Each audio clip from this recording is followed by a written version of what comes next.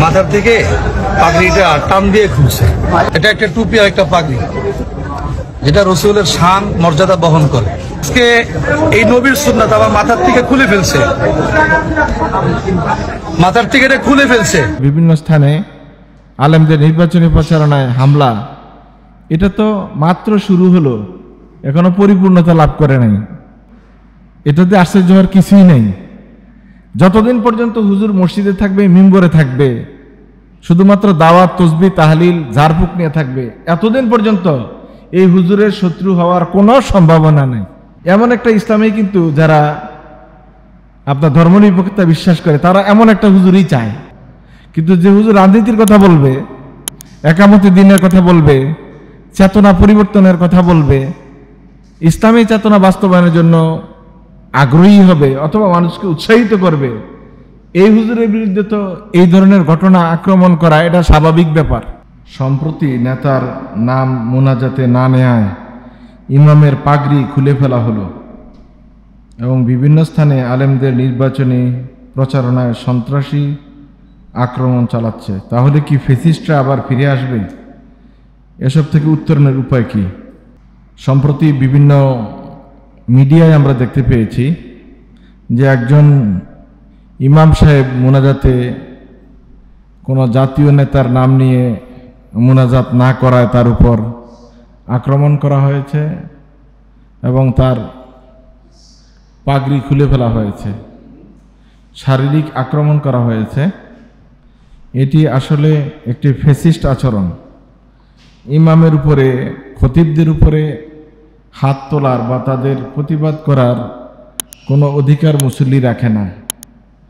আর নির্দিষ্ট মানুষের নাম ধরে মোনাজাত করতে ইমাম বাধ্য নন। মুসল্লিদের কাছে ইমামের কোনো দায়বদ্ধতা নাই, বরং মুসল্লিরা ইমামের কাছে দায়বদ্ধ। এটা হলো ফিকের মাসালায় বর্ণনা করা আছে যে ইমাম কারো জন্য জামাতের সময় অপেক্ষা করতে বাধ্য নন। ইনি ইচ্ছে করলে যথাসময়ে অথবা সময়ের পরেও তিনি সময় নিতে পারেন, এটা তার ইচ্ছাধীন। কিন্তু মুসল্লিরা ইমাম যথাসময়ে না আসলে তার জন্য অপেক্ষা করতে বাধ্য। খোঁজখবর নিতে হবে, তিনি কেন আসলেন না এই বিষয়টা জানতে হবে, তারপর তারা জামাতে দাঁড়াবে।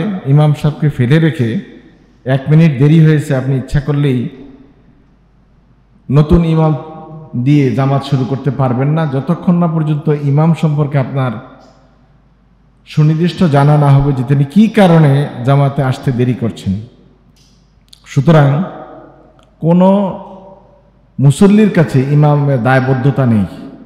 যা ঘটেছে, আমরা যা মিডিয়ায় দেখেছি, এটি অত্যন্ত দুঃখজনক এবং আমার মনে হয় দিন সম্পর্কে, ইসলাম সম্পর্কে কোনো বড় ধরনের অজ্ঞতার ফলাফল এটি। জানে না তার কি দায়িত্ব, একজন মুসল্লি হিসেবে তার কি করা উচিত। আর এটাও প্রতিফলিত হয়েছে যে দলান্ধ হলে, দলের প্রতি অতিরিক্ত অন্ধ হয়ে গেলে ইমান, ইসলাম, দিন এখানে আর কোনো কার্যকরী হয় না। আমি এমন একজনের কথা জানি যিনি মসজিদে নিয়মিত আসতেন না, মাঝে মাঝে দেখতাম, কিন্তু হঠাৎ একদিন দেখি যে নিয়মিত মসজিদে আসতেছেন এবং প্রথম কাতারই আছেন, প্রথম কাতারই থাকার চেষ্টা করেন এবং থাকেন। কিছুদিন এই অভ্যাস দেখার পরে আমার কৌতূহল জাগলো যে উনি কেন হঠাৎ করে প্রথম কাতারে আসার চেষ্টা করতেছেন, যিনি মোটেই মসজিদে নিয়মিত ছিলেন না, শুধু জুমাবারে হয়তো এসে কোনো রকম একটা হাজিরা দিতেন। হঠাৎ করে এত ভালো মুসল্লি হয়ে যাওয়ার পিছনে কারণ কি?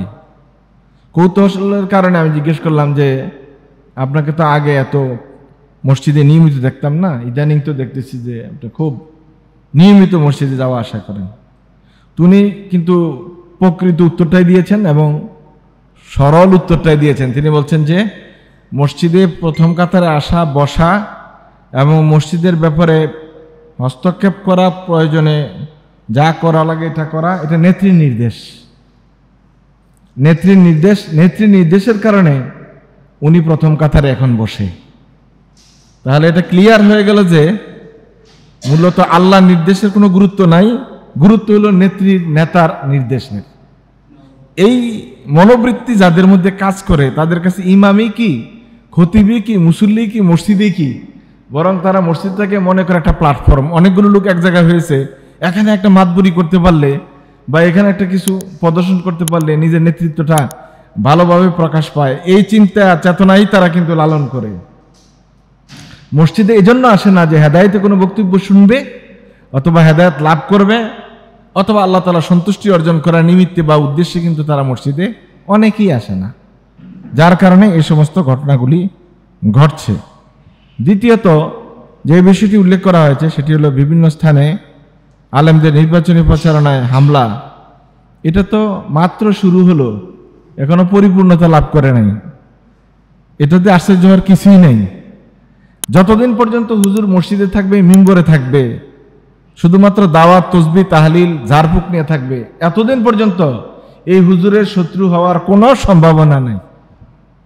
একজনও পাইবেন না যে এই হুজুরের শত্রু আছে, যিনি শুধু দাওয়াত, তসবিহ, তাহলিল, ঝাড়ফুঁক এগুলি নিয়ে থাকবে। এই হুজুরের কোনো শত্রুই নেই।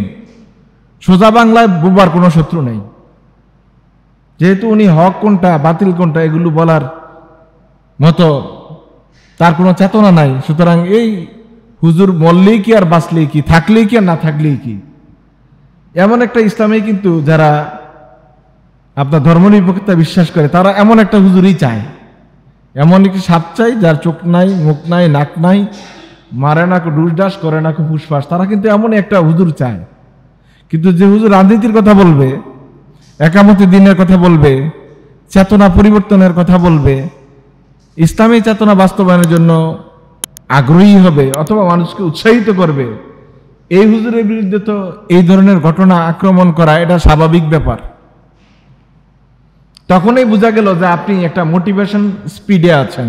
যখন আপনার সমাবেশে আক্রমণ করলো, যখন আপনার বিরুদ্ধে কথা বলল, তখনই বোঝা গেল আপনি কিছু হক কথা বলা শুরু করেছেন। এটা বিচলিত হওয়ার কোনো বিষয়ই না। এখন প্রশ্ন হলো যে এগুলো উত্তরণের উপায় কি? উত্তরণের উপায় একটাই, সংঘবদ্ধভাবে প্রতিবাদ করা। সংঘবদ্ধভাবে প্রতিবাদ করা, এটা হলো উত্তরণের উপায়। কারণ যেমন কুকুর তেমন মুগুরের যেই কথা আছে, উদাহরণ আছে, এটাই কিন্তু বাস্তবতা। আর আল্লাহ রাসূল সাল্লাল্লাহু আলাইহি ওয়াসাল্লাম সব ক্ষেত্রে চুপ করে থাকতেন না। প্রবাদ আছে, কামা তাদিনু তুদানু, যেমন কর্ম তেমন ফল। আপনি ছেড়ে দেবেন তো আপনার উপর চেপে বসবে। এটা হলো অতীত অভিজ্ঞতা। যত বেশি আপনি ছাড় দিবেন তারা আপনাকে ভাবতেছে দুর্বল। সুতরাং এই পরীক্ষাও দেওয়া যাবে না, উগ্রতাও দরকার নেই। যতটুকু আপনি ক্ষতিগ্রস্ত হয়েছেন অতটুকু ক্ষতিগ্রস্ত হওয়ার জবাব দেওয়ার ব্যবস্থাও কিন্তু নিতে হবে। তাহলেই এই সংকট থেকে উত্তরিত হওয়া যাবে। তাওহীদি জনতা সংঘবদ্ধভাবে এই ধরনের কোনো ঘটনা ঘটলে এর বিপরীতে শক্ত জবাব দেওয়ার মতো অবস্থান তৈরি করতে হবে। এটি হলো সময়ের চাহিদা।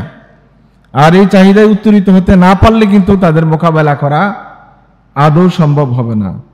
এজন্য লাগবে ঐক্যবদ্ধ প্রচেষ্টা। আল্লাহ তাআলা আমাদেরকে বোঝার তৌফিক দান করুক।